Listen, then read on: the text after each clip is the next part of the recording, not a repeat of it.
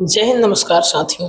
NEET की परीक्षा के बाद अब री नीट का एग्जाम भी लीक हो गया है, क्योंकि एक टेलीग्राम चैनल है जहां पर 20 जून को 21 जून को चूंकि नीट का री एग्जाम होने वाला था। आपको बता दें कि 3 मई को इस देश में 23 लाख बच्चों के नीट के एग्जाम का आयोजन किया गया था। कंडक्टिंग बॉडी एनटीए थी, नेशनल टेस्टिंग एजेंसी। 3 मई को एग्जाम सक्सेसफुली कंडक्ट हुआ, ऐसा एनटीए का कहना था। 9 दिन बाद इन्वेस्टिगेशन के जरिए ये पता चला कि पेपर भारी मात्रा में, लार्ज एक्सटेंट में लीक हुआ है और 12 मई को इस एग्जाम को कैंसिल कर दिया गया।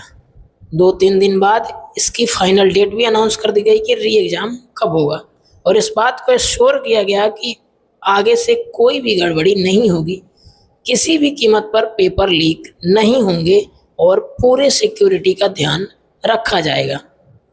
स्टूडेंट्स को फिर भी ट्रस्ट नहीं हो रहा था, लेकिन फिर भी उन्होंने हिम्मत दिखाई, थोड़ा ट्रस्ट किया और अपनी तैयारी में वापस लग गए। सभी स्टूडेंट अपना अपना पढ़ाई निरंतर तरीके से करते रहे।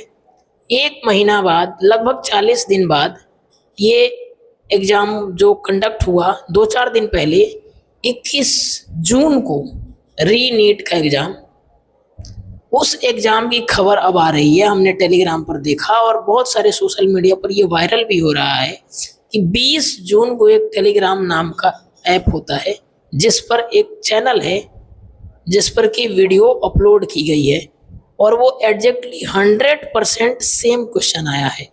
जो क्वेश्चन टेलीग्राम पर अपलोड किया गया है वही क्वेश्चन आया है।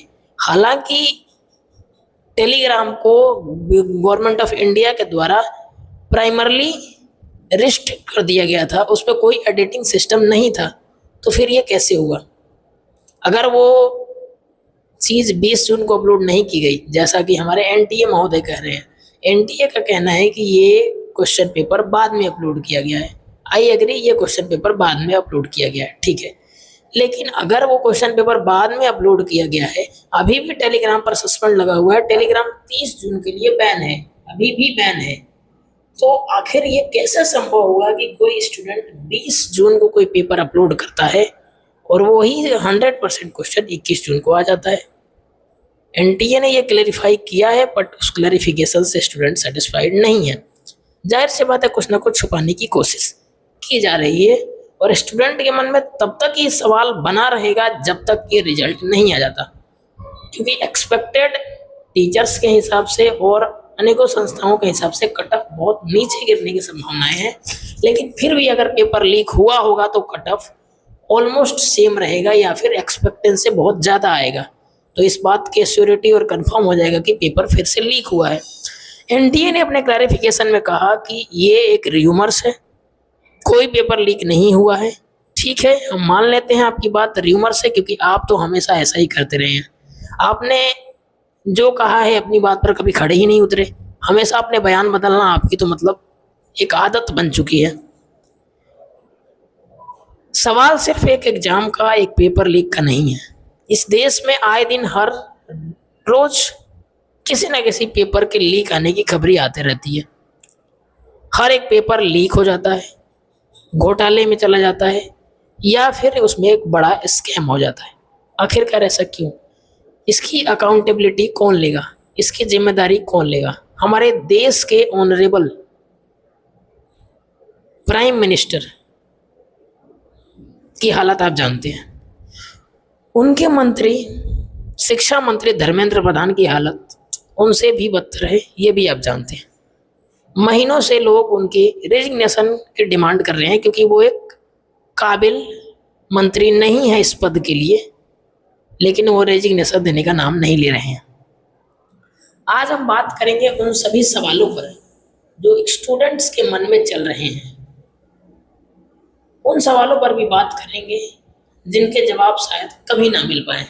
इस समय नेशनल टेस्टिंग एजेंसी के नाम से जाने वाली संस्था, जो नीट का एग्ज़ाम 2-3 दिन पहले ही 21 जून को कंडक्ट कराई थी, प्राइमरली अभी उसका नाम नॉन ट्रस्टेबल एजेंसी के नाम से बैठ चुका है विद्यार्थियों के दिलों में।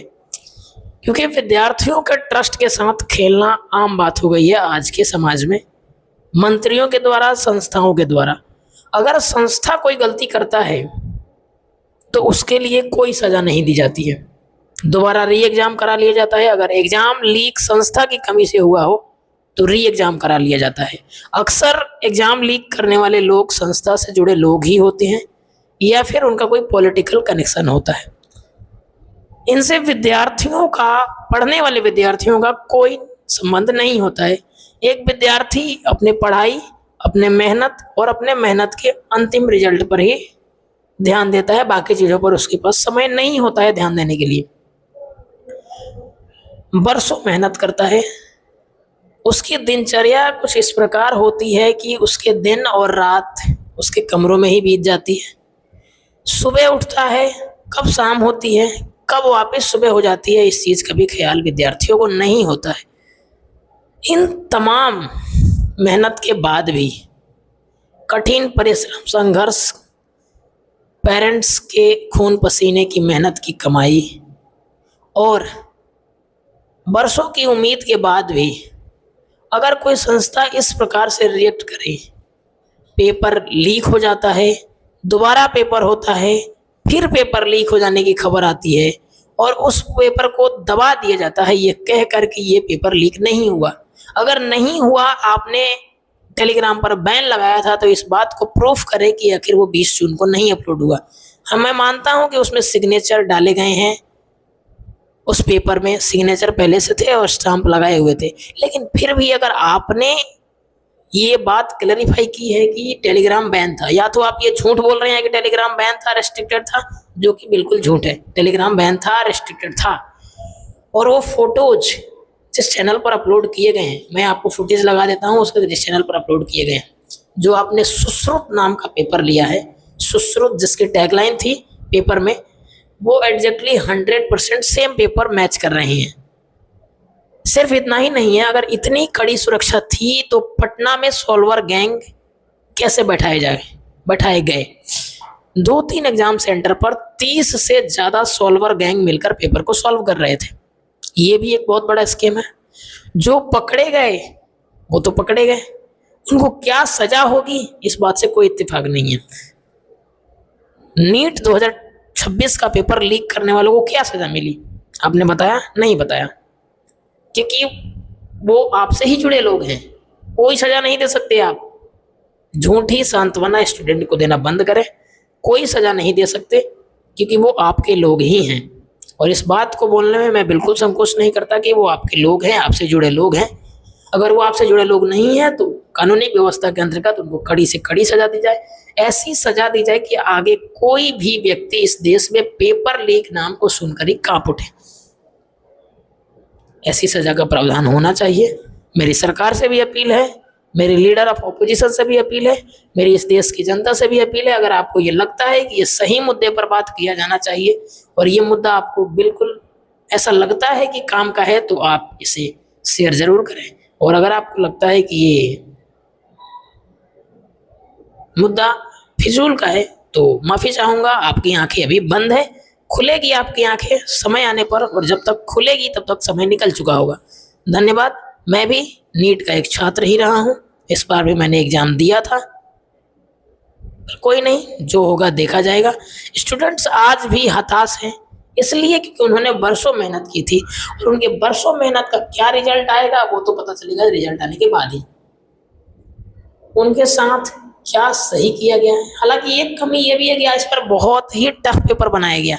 गलती आप करें, सिस्टम आपकी है, आपकी वजह से पेपर लीक हुआ, आपकी कमियों की वजह से पेपर लीक होते हैं, आप में जुड़े लोग पेपर लीक करते हैं, और इसकी सजा कौन भुगतता है? स्टूडेंट्स को कठिन से कठिन पेपर दिए जाते हैं क्योंकि पेपर लीक हो गया। इसमें स्टूडेंट की गलती कुछ नहीं, भुगता कौन? स्टूडेंट आपके दिए गए सिलेबस के अकॉर्डिंग ही पढ़ता है, लेकिन उसकी एक लिमिट होती है कि कहाँ तक आप पेपर पूछ सकते हैं। लेकिन आप अगर नीट के एग्जाम में जहाँ 1 मिनट समय बड़ी मुश्किल से किसी क्वेश्चन को मिलता है, उसमें भी आप ऐसे क्वेश्चन डाल रहे हैं जो 5-10 मिनट में भी नहीं होने वाले हैं, तो जाहिर सी बात है ये नाइंसाफी ही है। हालांकि हमें इससे कोई एतराज नहीं है, हमें आपसे सिर्फ इस बात से एतराज है कि आप सत्य बोलें। अगर इस बार भी पेपर लीक हुआ है तो आप अपनी गलती कबूल करें, बच्चों से आकर माफ़ी मांगें, और जितने लोगों का लीक हुआ है, अगर कम एक्सटेंट में हुआ है तो उनका री एग्ज़ाम कराएं, उनके तह तक जानने की कोशिश करें, और बहुत ज़्यादा मात्रा में हुआ है तो क्या करना है ये मैं नहीं जानता। मैं ये नहीं कहूँगा कि दोबारा री एग्ज़ाम कराएं, क्योंकि री एग्ज़ाम कराने का ही नतीजा है कि आज हमारे देश ने 10 से 20 होनहार छात्रों को खो दिया, जो आगे चलकर क्या करते, फ्यूचर में वो कितने बड़े व्यक्ति बनते, इस देश के लिए कितने महत्वपूर्ण साबित होते, इसको अभी बता पाना शायद संभव नहीं है। जय हिंद। मिलते हैं किसी नेक्स्ट वीडियो में किसी नए टॉपिक के साथ। तब तक के लिए जय हिंद।